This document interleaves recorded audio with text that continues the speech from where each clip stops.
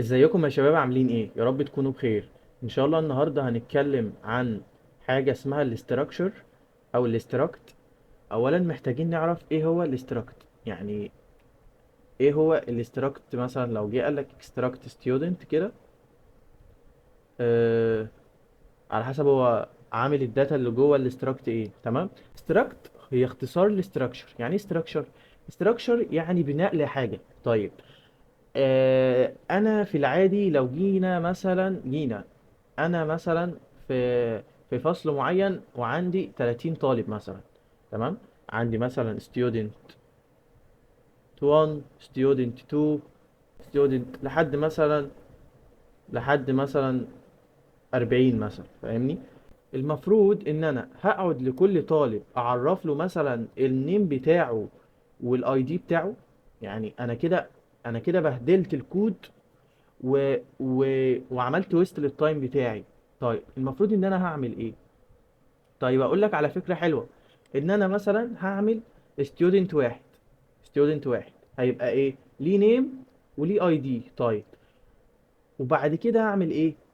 اخد الستودنت التاني، هعمل كأن ده الاب بتاعي. تمام. وبعد كده ابدا بقى اخد ايه؟ الابناء بتوعي. يعني مثلا ستودنت 2، يعني ده ستودنت 1 هيبقى ليه نيم واي دي. انا هاخد من ستودنت 1 نيم واي دي مختلف. هاخد من ستودنت 1 نيم واي دي بس مختلفين، بس نفس الستودنت 1. تمام، نفس الاب. وكذلك لحد ال 40 ستودنت 1. يعني اقعد اخد نيم واي دي لحد ما ايه، ما اوصل للستودنت الاخير. تمام. طيب ازاي اعمل الحركه دي؟ بعملها عن طريق الاستراكت. طيب الاستراكت ده عباره عن ايه؟ ان انا مثلا بحط جواه الفاريبلز بتاعه الشخص ده او بتاعه الحاجه دي. تمام. طيب هو عنده مثلا string name، وعنده مثلا integer مثلا age مثلا، لو احنا بنتكلم عن حاجه مثلا بدائيه قوي يعني. طيب. طيب انا كده عملت الاب بتاعي، ده الاب بتاعي. طيب ازاي استنسخ منه او اخد منه 40 اوبجكت؟ يعني ايه اخد منه 40 اوبجكت؟ يعني زي ما قلت لك ان انا عندي 40 ستودنت، صح؟ طيب انا هاخد منه 40 اوبجكت، يعني 40 ستودنت. هاخد منه يعني مثلا، هقول لك على كود كده وتعالى نفهمه ببساطه. انا لو قلت لك مثلا الاسم ده خدته كوبي كده هنا، قلت له ايه؟ ستودنت اس هتساوي ستودنت اس. انا كده عملت ايه؟ اس 1. انا كده عملت ايه؟ انا كده خدت ابن من الاب ده. طيب هل ال الابن ده ليه نيم وليه ايدج؟ يعني انا اقدر اعرف النيم بتاعه والايدج بتاعه. طيب انا اصلا ما عرفتش القيم، النيم بتاعته والايدج بتاعته. انا القيم بتاعت الاس 1 دي ما زالت نل. يعني انا محتاج ان انا اعرف القيم بقى دي. يعني محتاج اعرف الاس 1 دوت نيم هيساوي ايه، والاس 1 دوت ايدج هيساوي ايه. طيب اقول لك على حاجه اسهل. انا ليه اصلا عملت دوت؟ يعني انت ليه عملت دوت؟ جبتها منين الدوت دي؟ طب ممكن تبقى غلط. طيب تعال نفهم الكود بالراحه خالص. انا قلت لك ايه؟ انا عندي الستودنت ده اللي هو الاب، بعديه بيجي الابن. تمام، يبقى انا كده انشأت ابن اول. تمام. طيب انا عايز اعرف الابن الاول ده. هو الابن الاول ده اللي هو الاب وارث من الاب ايه؟ وارث نيم ووارث ايدج. يبقى انا محتاج اعمل دوت، عشان الدوت دي بتشير ان ده ابن للاب اللي هناك ده. يعني انا بفهمك الموضوع ببساطة. تمام. طيب اس 1 دوت نيم مثلا هسميه احمد، والايدج مثلا هيبقى 20 مثلا. تمام. طيب اعرف اطبع الكلام ده؟ طبعا اعرف اطبع الكلام ده. اقول له اس 1 دوت نيم، اطبع لي الاس 1 دوت نيم. تعال نجرب نرن كده، يمكن يطلع لي ايرور مثلا. اه انا ناسي سيمي كولون، أنا بنساها دايما يعني. تعال نرن كده، طبع لي كلمة احمد. طب يا عم انا عايز الايدج، طبع لي 20. طب يا عم انا عايز اشوف الايدج بتاعه قد ايه، فراح طابع لي ايه؟ 20. بس كده. طيب انا قلت لك ان انا عندي ايه؟ 40 ستودنت. طيب انا كده عرفت ابن واحد بس، يعني انا كده عرفت ابن واحد بس. انا عايز اعرف 40 واحد، فمن المفترض ان انا اعمل كده 40 ابن صح، واقعد اغير اخلي ده اس 2 واس 3 واس 4. الموضوع بقى حلو، يعني انت لو عملت الموضوع ده حلو، بس في طريقة احسن، انك تحطهم في اري، انك تعمل كده. يعني ثواني كده، لو عملت الحركة دي انت خلصت الدنيا. لو عملت الحركة دي بس انت كده خلصت الدنيا. ليه؟ لانك كده انشأت array s1 of 0، s1 of 1، s1 of 2 لحد s1 of ال 40. تمام؟ يعني انت عندك s1 0، عندك s1 s1 1، s1 2، لحد امتى؟ هفضل ماشي لحد امتى؟ ل s1 39. كده انا عندي 39 او عندي 40. 40 ايه؟ 40 ابن. فهمت الفكرة؟ ايوه فهمت الفكرة.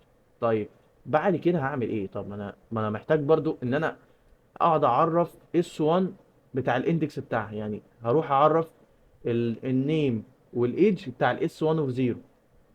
اس 1 اوف 0 ده عبارة عن ابن، اروح اعرف له النيم بتاعه والايدج بتاعه، والاس 1 اوف 1 والاس 1 اوف 2. فالموضوع هيبقى صعب جدا. طيب ما نستخدم فور لوب. يعني فور لوب، لو عملنا فور انت اي ايكوال 0 مثلا، اي اقل من ال 40، اي بلس بلس، واقول له ايه. وممكن نعمل تريكايه تانية، نخلي اليوزر هو اللي يدخل ايه ال ال النيم والاتش. بس انت كده عملت الموضوع اوتوماتيك جدا، يعني بقى موضوع اسهل بكتير. الموضوع بقى اسهل جدا. تمام. وبعد كده ايه؟ نخليه يدخل ايه؟ الايدج. طيب احنا عرفنا ليه دوت، عشان ده اف. تمام. ليه اس اوف اي؟ ليه ما عملتش اس بس؟ ليه ما خليتهاش اس زي المره اللي فاتت؟ ليه ما خليتهاش اس زي المره اللي فاتت؟ ليه ما عملتش الحوار ده؟ ما عملتش الحوار ده لان انا هنا معرف 40 ابن. طيب 40 ابن دول متعرفين كانهم اندكس في اري، فانت لازم تعرفهم كاري. فخلي بالك من الموضوع ده، لان الموضوع ده مهم جدا، وممكن الدكتور يلعب لك عليه. تمام.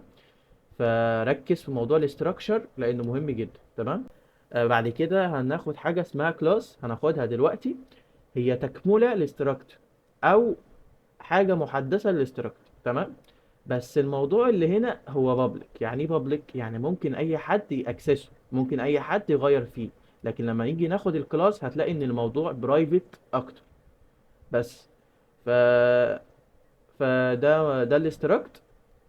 ده سؤال مهم. ممكن يقول لك مثلا انا معايا داتا ل 40 ستودنت عايز ادخله، فهو ده الكود بتاعه. تمام. لو جينا نرن كده نشوف يمكن في ايرور ولا حاجه.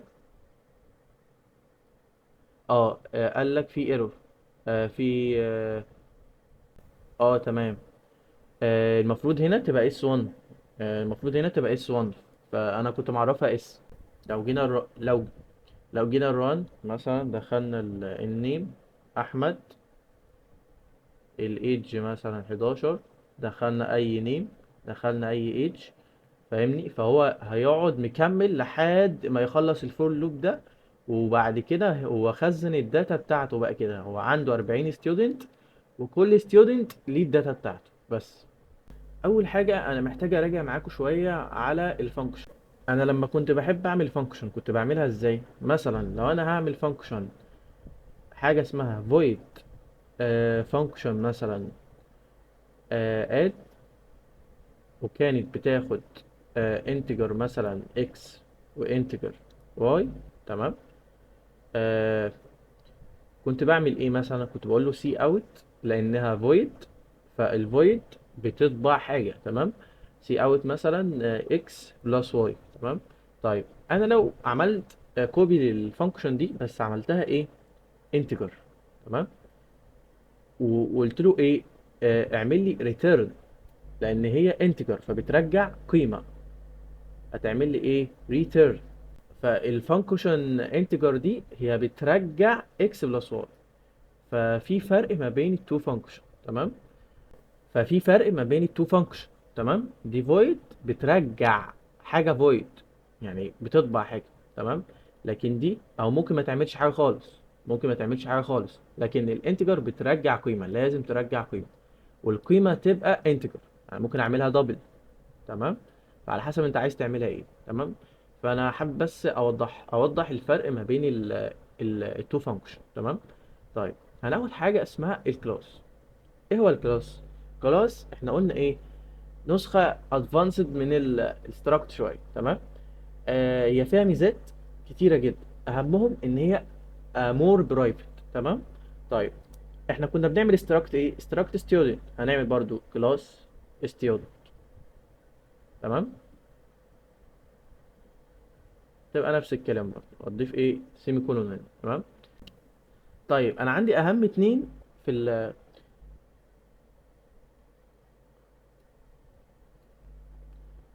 طيب انا عندي في الكلاس ستودنت ايه؟ عندي حاجه اسمها public وحاجه اسمها private.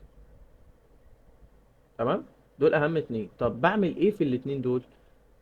طيب البرايفت دي الداتا بتاعتي اللي هكتبها هنا جوه البرايفت. تمام، دي بتبقى عبارة عن ان ما ينفعش حد يشوفها ولا يأكسسها الا اليوزر. تمام، يعني اليوزر هو الوحيد اللي يقدر يشوفها او يأكسسها. طيب البابليك بقى اي حد ممكن يشوفها او يقدر يأكسسها. تمام، انا عادة بستخدم البابليك، والبرايفت دي بستخدم فيها حاجات بسيطة، ان هي مثلا بحط فيها الفاريبلز بتاعتي، الفاريبلز بتاعت الكلاس ده. تمام، بس عادة ان انا بشتغل على البابليك على طول. تمام، طيب بعمل ايه في البابليك؟ بقول له مثلا، بس عندي عايز اقول لك حاجة. طيب انا لو عملت الحركة دي، قلت لك student نفس ال اسم الكلاس. تمام، وعملت قوسين كده وفتحت حاجة، قلت له سي اوت، مثلا سي اوت ستودنت. تمام، هو دي عبارة عن ايه؟ دي عبارة عن ايه؟ دي عبارة عن حاجة اسمها كونستراكتور، عبارة عن كونستراكتور. طب هو بيعمل ايه الكونستراكتور ده؟ بص، اول ما الكلاس ده بيشتغل بيروح يدور على الكونستراكتور. الكونستراكتور فيه ايه؟ فيه سي اوت ستودنت، يروح طابع لي ايه؟ سي اوت ستودنت. تمام، طب تعالى نجرب في الكود كده ونشوف. انا لو عملت ستودنت، هنعمل نفس الحكايه بتاعت الاستراكت، ان انا بنشئ اوبجكت. تمام، تعال نشوف نجرب كده، نشوف ايه اللي هيحصل. في مشكله. اه، تمام، في ناسين يوزنج نيم سبيس. يوزنج نيم سبيس اس تي دي. تعال نجرب كده نرن. بص طبع ايه؟ طبع ستودنت. انت جبت الستودنت دي منين؟ يعني انا هغير فيها عشان اوريك الفرق يعني. غيرت في شويه ارقام. شوف هيطبع لي ايه. طبع لي الكلمه اللي هنا. تمام، فهو اول ما انشا اوبجكت، اللي هو مثلا خد ابن من الكلاس ده. تمام، هو كده عمل ان هو هيروح يشوف الكونستراكتور او الفانكشن كونستراكتور اللي انا بسميها كده. طيب انا بعمل الفانكشن كونستراكتور وايه اللي جواها اصلا؟ اللي جواها هو اللي هيتطبق. طيب الفانكشن دي عباره عن ايه؟ ان انا خدت الاسم بتاع الكلاس وفتحت قوسين وعملتها كانها فانكشن. يعني انا عملتها كانها فانكشن، هي فعلا فانكشن اسمها كونستراكتور فانكشن. اول ما الكلاس بيشتغل، هي الكونستراكتور دي اول حاجه بتطبق. تمام، بعد كده نعرف له انتجر مثلا اي دي، و و وسترنج مثلا، وسترنج نيم مثلا. طيب هو انا كده عرفت الانتجر اي دي والسترنج نيم. طيب هل ممكن لو عملت الحركه دي، قلت له انتجر اي دي وسترنج ينيم، هيحصل حاجه؟ هل في مشكله هنا؟ طيب هو ايه المشكله؟ انا عملت ايه في الحركه دي؟ خليت ان الفانكشن دي بتاخد بارامتر. مش انا قلت لك من شويه كان عندي حاجه اسمها void، كان عندي حاجه اسمها void او integer فانكشن مثلا، كانت بتاخد integer x وانتجر y، صح؟ مش دي كانت معايا من شويه ان انا ممكن اريتيرن مجموعهم، صح؟ طيب ما هنا نفس الكلام، ما هي دي فانكشن برضو. دي فانكشن هتاخد انتجر اي تي، هتاخد انتجر اي دي، وهتاخد السترنج نيم. طيب هعمل فيهم ايه؟ انا ما اعرفش. انت دخلتهم في الكونستراكتور ليه؟ دي اول حاجه هتتطبق. يا عم انا عايز اعمل حاجه، عايز هطبع الاي دي اند لاين، واطبع لي ال طيب في مشكله، يعني انا لو عملت الكلام ده هيديني ايرور. تعال نكمل، بس هو هيديني ايرور. تعال نجرب كده. تعال نجرب. بص، هيديني ايرور فظيع يعني. يعني في ايرور كتير. اولا، انت لما اسندت الاوبجكت تحت ما اديتوش بارامترز. المفروض تديله البارامترز دي، تمام؟ فمثلا نديله مثلا، خلي بالك بالترتيب، تمام؟ اي دي مثلا 5، والنيم مثلا احمد. فتعالى الران، هيديني ايرور؟ لا، ما ادانيش ايرور. شوف عمل ايه. راح طابع الاي دي في اول لاين، وطبع ايه النيم في تاني لاين. براحتك بقى، ضيف بقى بارامتر براحتك. طيب، يبقى احنا كده عرفنا ان احنا ممكن في الكونستراكتور ده نعمل اي حاجه. ممكن يديله بارامترز، ممكن نطبع اي حاجه، ممكن نطبع حاجه جوه الفانكشن هنا، او نرجع حاجه، تمام؟ طيب، كده احنا عرفنا ازاي نشغل الكونستراكتور. طيب، ممكن تعمل فانكشن void print مثلا، وتقول له ايه، سي اوت مثلا هلو. تعال نجرب كده، نقول له اعمل لي s1 دوت برنت. ليه عملت برنت؟ ليه عملت دوت؟ عشان ان البرنت فانكشن جوه الكلاس، فكده يعتبر فانكشن. فهو عمل ايه؟ هلو. ليه طبع هلو؟ لان انا عملت s1 ده الابن. طيب ليه عملت دوت؟ عشان عايز اطبع حاجه جوه الكلاس بتاعي، فبعمل دوت. لو انا هطبع مثلا دوت نيم، عايز اطبع دوت نيم، فبقول له ايه، s1 دوت نيم، s1 دوت اي دي، s1. لو عايز اطبع الفانكشن دي بعمل ايه؟ بقول له s1 دوت برنت. بس هو ده ملخص الحوار يعني. لو انا عايز اطبع حاجه جوه الكلاس ومعايا اوبجكت، معايا الاب، بقول له s1 دوت الحاجه اللي انت عايز تطبعها، تمام؟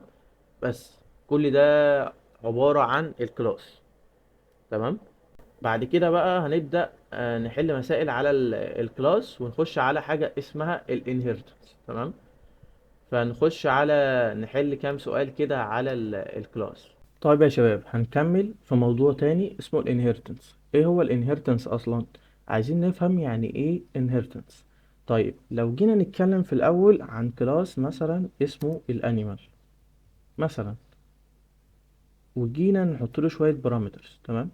بس نتكلم برضو الاول عن ان هو لازم نحط له public، تمام؟ ممكن نضيف له constructor function مثلا بتاخد string name مثلا، وتقول له ايه see out آه the name،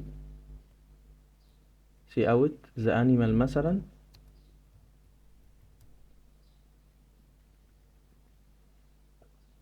نحط الاسم اللي هو الاسم بتاع الانيمال، بعد كده مثلا eats مثلا، اي حاجة. بس عايزين نفهم ايه الكونسيبت بتاع الانهيرتنس،